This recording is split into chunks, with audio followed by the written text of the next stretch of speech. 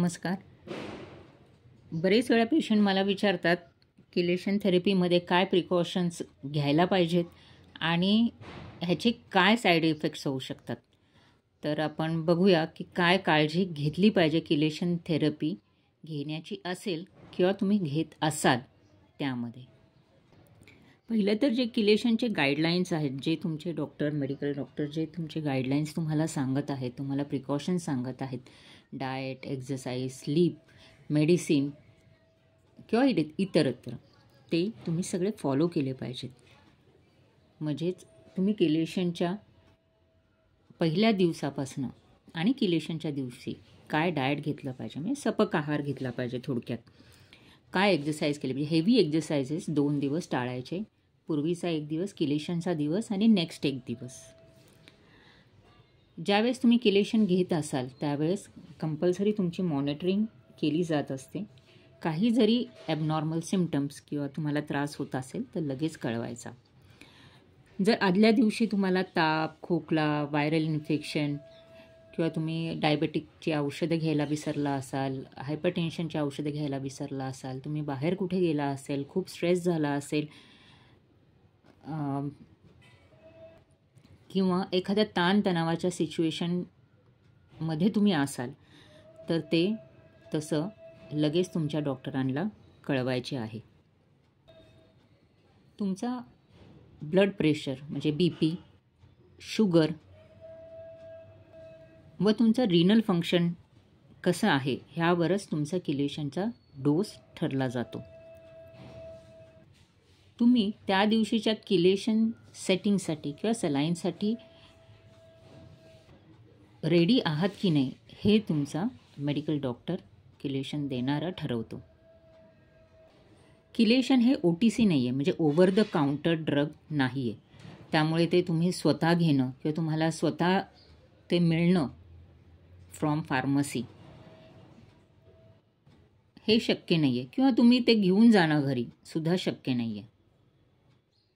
Chelation therapy घेत असताना from the first dose तुमचा डोस कंट्रोल हा तुमचा मेडिकल डॉक्टर करतो, जेणेकरून तुम्हाला सेफ मेडिसिन दिली जावी आणि त्याचे साईड इफेक्ट्स मिनिमल किंवा होऊ नयेत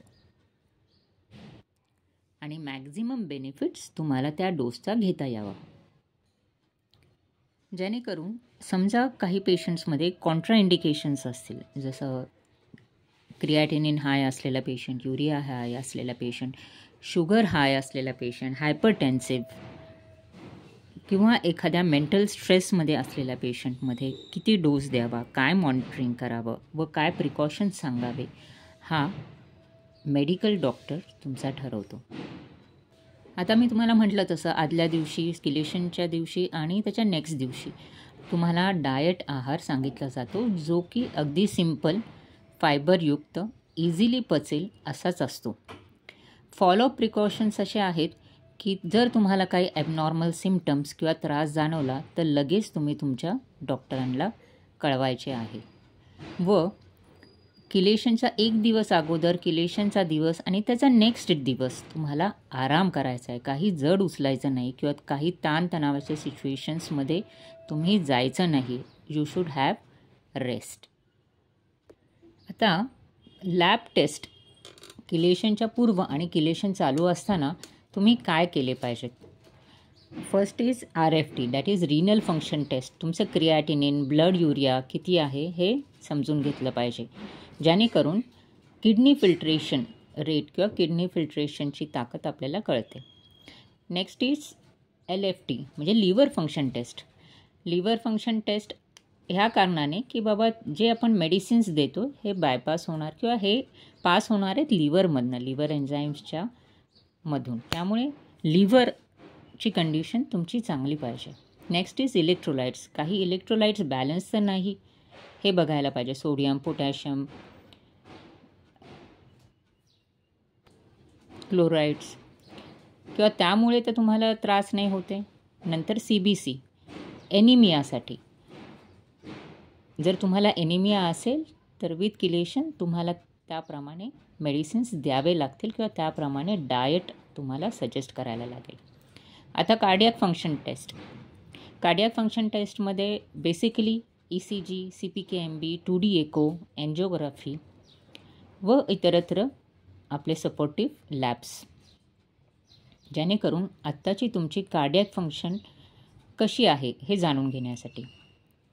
लॅब्स फॉर मेटल टॉक्सिसिटी. जर तुमच्यामध्ये खूप मेटल टॉक्सिसिटी आहे, जसे lead, mercury, arsenic, iron etcetera, तर त्याप्रमाणे किती आहे व प्री आणि पोस्ट किलेशन त्याची व्हॅल्यूज किती आहेत हे जाणून घेण्यासाठी, विच इज व्हेरी इम्पॉर्टंट. ही ब्लड आणि युरिन किंवा प्लाझ्मा ह्यामध्ये होऊ शकते.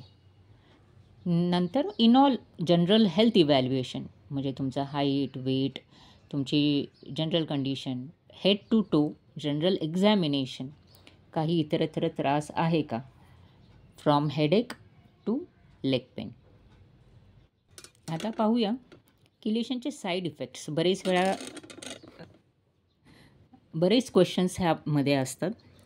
आता किलेशनचे side effects from mild, moderate to severe असू शकतात. माइल्ड जे आहे, बरेच मोर दॅन 80 to 90% पेशंट्समध्ये हे आपण पाहतो. जसे काय burning sensation near injection site, म्हणजे ज्यावेळेस इंजेक्शन सलाईन जात असते त्या इंजेक्शन साईटला किंवा स्काल्पच्या साईटला थोडं बर्निंग सेन्सेशन पेशंट्सला जाणवू शकतं. त्याच्यानंतर काहींना ताप येऊ शकतो, हेडेक होऊ शकतो, नॉझिया म्हणजे मळमळणे किंवा एखादी उलटी किंवा कधी एखादा जुलाबसुद्धा होऊ शकतो. तर असं काही आढळल्यास तुम्ही तुमच्या डॉक्टरला कळवणे लगेच गरजेचे आहे. नंतर मॉडरेट टू सिव्हिअर. आता moderate to severe side effects केव्हा बसतात, ज्यावेळेस पेशंटला काही पूर्व आजार आहे related to cardiac, kidney, liver, तर त्यावेळेस बरेच वेळा कधी लो BP, ॲनिमिया किंवा कार्डियाक ॲरिथमियाज, म्हणजे हृदयाचे ठोके इररेग्युलर राहणे, सीझर्स म्हणजे फीट येणे, brain damage, vitamin and mineral deficiency, kidney and liver damage, hypocalcaemia म्हणजे कॅल्शियम कमी होणे, किंवा ॲनाफॅलॅक्टिक शॉक म्हणजे त्या मेडिसिनची ॲलर्जी होणे, हे सिव्हिअर कंडिशन्समध्ये येतात. कंपल्सरी जो मेडिकल डॉक्टर किलेशन देणार असेल, ह्या सगळ्या कंडिशन्स, साईड इफेक्ट्स ह्या पेशंटला बसणार नाहीत ह्याची काळजी घेतच असतो, जेणेकरून पेशंटला त्रास होऊ नये आणि मॅक्झिमम किलेशनचे बेनिफिट्स मिळावेत. लॅब टेस्टद्वारे जनरल एक्झॅमिनेशन, इव्हॅल्युएशन, प्रत्येक वेळेस ज्यावेळेस किलेशनच्या सेटिंगला तुम्ही येता त्यावेळेस तुमचं जनरल इव्हॅल्युएशन होतं आणि त्यानंतरच किलेशन थेरपी किंवा सलाईन दिली जाते. तुमचे डॉक्टर किंवा किलेशन थेरपिस्ट जे सांगतात ते तुम्ही फॉलो करणं आणि प्रिकॉशन्स पाळणं हे गरजेचे आहे. धन्यवाद.